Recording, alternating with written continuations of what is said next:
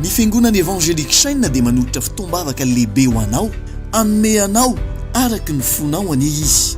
Na inona ilainao azon'Andriamanitra atao sy omenanao zany, na hevitra, na famerenana amin'ny laoniny, na fananganana, na fiovana, na vahaolana, na fanasitranana, na inona ilainao, Andriamanitra manome antoka ary manamarina ny teniny ao amin'ny fiainanao, anome anao araky ny fonao anie izy.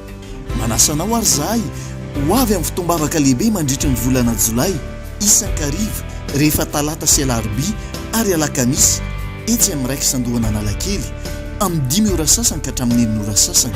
Ny eny amin'ny saina Tanjombato indray dia rehefa talata amin'ny 12 ora sasany, ny alarobia amin'ny 2 ora sasany ary ny zoma amin'ny 12 ora sasany.